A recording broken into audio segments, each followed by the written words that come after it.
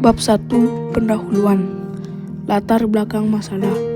Komunikasi yang baik dan efektif merupakan kunci sukses dalam berbagai aspek kehidupan, baik itu dalam hubungan personal, profesional, maupun sosial. Namun, dalam kenyataannya, banyak orang yang mengalami kesulitan dalam berkomunikasi secara efektif, sehingga menyebabkan kesalahpahaman, konflik, dan kehilangan kesempatan.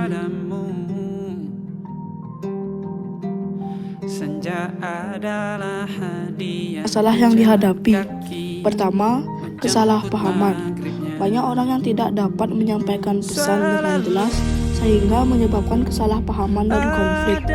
Kedua, kurangnya empati. Banyak orang yang tidak dapat memahami perasaan dan kebutuhan orang lain sehingga menyebabkan kesulitan dalam membangun hubungan. Yang ketiga, komunikasi yang tidak efektif. Banyak orang yang tidak dapat menggunakan bahasa tubuh, nada suara, dan ekspresi wajah yang tepat, sehingga menyebabkan kesalahpahaman. Jadi pelukan ternyaman untukmu. Dampak dari komunikasi yang tidak efektif. Pertama, kerusakan hubungan. Komunikasi yang tidak efektif dapat menyebabkan kerusakan hubungan personal dan profesional. Kedua, kehilangan kesempatan. Komunikasi yang tidak efektif dapat menyebabkan kehilangan kesempatan dalam karir dan bisnis.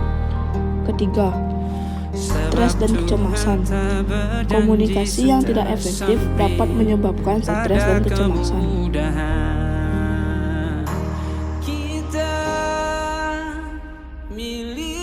Dengan demikian, perlu adanya upaya untuk meningkatkan kemampuan komunikasi yang baik dan efektif dalam berbagai aspek kehidupan. Jadi, komunikasi yang baik dan efektif sangat diperlukan agar informasi dapat sampai dengan utuh dan maknanya dipahami sama antara pengirim dan penerima pesan. Komunikasi yang efektif tidak hanya dilihat dari seberapa banyak kata yang diucapkan, tetapi juga dari seberapa jelas maksudnya, seberapa tepat penyampaiannya, dan seberapa baik kemampuan mendengarkan.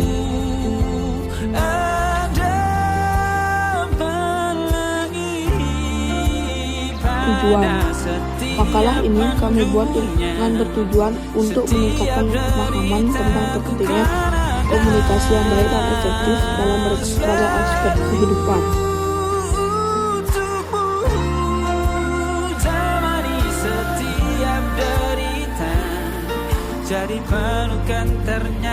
Pengertian komunikasi yang baik dan efektif.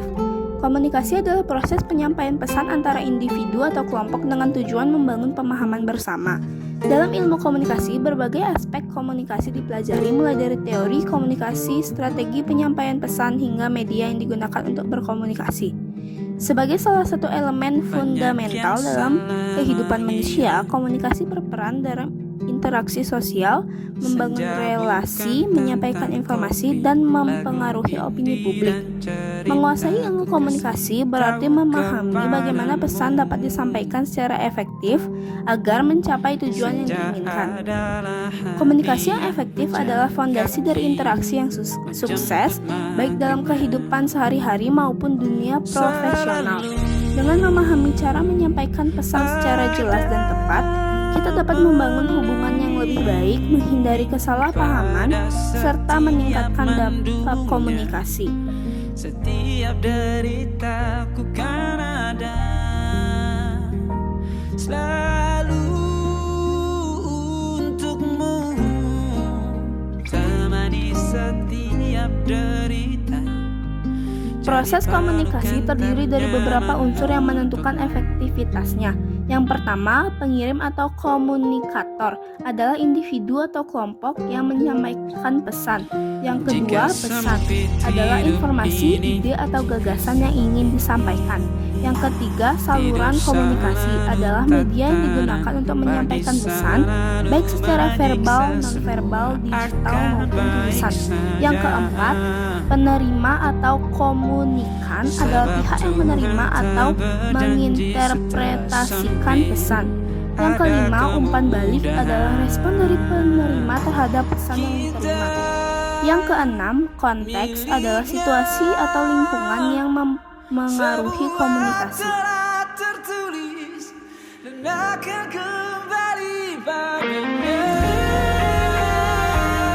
Jenis-jenis komunikasi. Jenis-jenis komunikasi dapat dibedakan berdasarkan penyampaian lisan atau tertulis, perilaku verbal atau non-verbal, arah formal atau informal, dan konteks langsung atau tidak langsung. Komunikasi utama meliputi verbal, kata-kata, non-verbal, bahasa tubuh, formal, resmi, dan informal, santai atau sosial. Yang pertama, komunikasi verbal. Komunikasi verbal melibatkan penggunaan kata-kata dan bahasa untuk menyampaikan pesan. Ini bisa terjadi secara lisan, di mana pesan disampaikan melalui percakapan langsung atau secara tertulis melalui surat, email, atau pesan teks. Komunikasi verbal seringkali menggunakan struktur kalimat dan tata bahasa yang terstruktur untuk menyampaikan pesan dengan jelas dan dapat dipahami. Contohnya termasuk pidato, presentasi, diskusi, atau percakapan sehari-hari.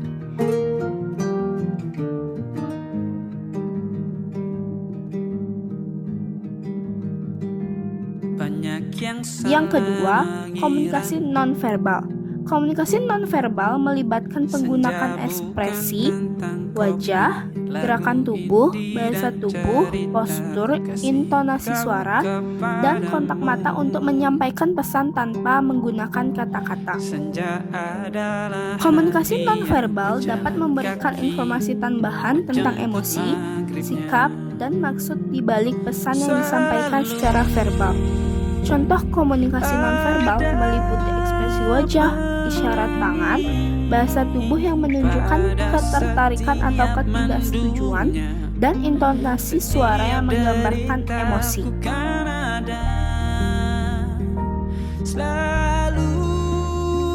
Yang ketiga, komunikasi formal. Komunikasi formal terjadi dalam konteks resmi atau profesional, seperti dalam struktur organisasi atau hubungan bisnis. Komunikasi formal mengikuti aturan dan norma-norma yang telah ditetapkan. Pesan dalam komunikasi formal seringkali disampaikan melalui surat resmi, laporan, presentasi di ruang rapat, atau memo. Struktur dan bahasa yang digunakan dalam komunikasi formal lebih sering terstandarisasi dan terstruktur.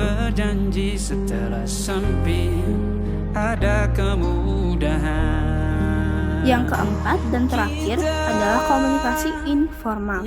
Komunikasi informal terjadi secara spontan dan tidak resmi antara individu atau kelompok. Ini adalah jenis komunikasi yang cenderung lebih santai dan tidak terlihat oleh aturan atau norma tertentu. Komunikasi informal seringkali terjadi dalam percakapan sehari-hari, seperti obrolan di ruang santai, panggilan telepon antar teman, atau diskusi informal di luar lingkungan kerja formal.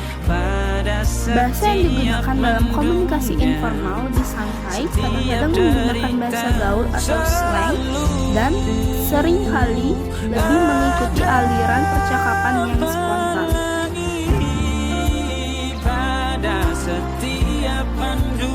Manfaat dari berkomunikasi. Komunikasi juga memiliki manfaat antara lain sebagai berikut. Yang pertama, memahami semua informasi yang dibutuhkan. Yang kedua, komunikasi dapat mempererat tali persaudaraan baik antara pribadi, golongan kelompok, bangsa maupun negara. Yang ketiga, dengan berkomunikasi Anda bisa mengetahui kebijakan dan peraturan perundang-undangan. Yang keempat, komunikasi sangat penting bagi organisasi dalam melakukan serta menciptakan kerjasama yang baik. Yang kelima, komunikasi dilakukan sebagai proses sosial berwarga negara.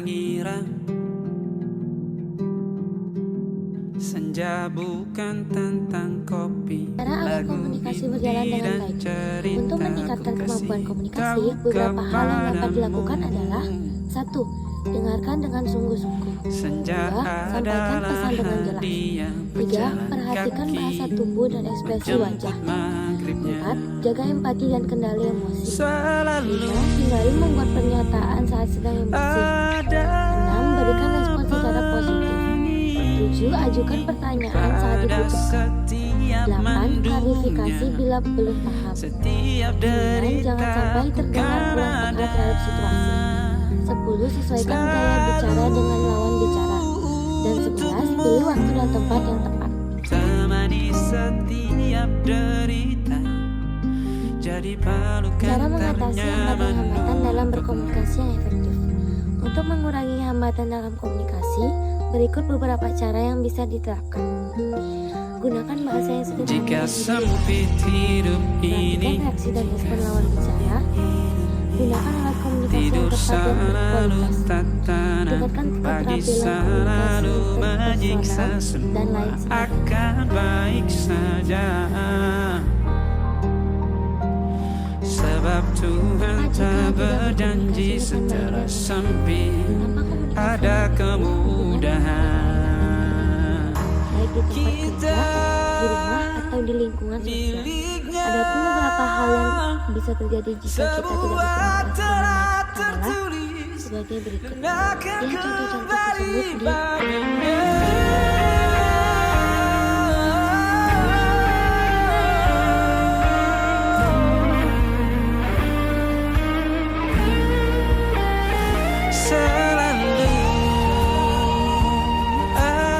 Komunikasi yang baik dan efektif merupakan kunci sukses dalam berbagai aspek kehidupan, baik itu dalam hubungan personal, profesional, maupun sosial. Dengan memiliki kemampuan komunikasi yang efektif, kita dapat menyampaikan pesan yang jelas, memahami orang lain, dan membangun hubungan yang kuat. Dengan demikian, mari kita terus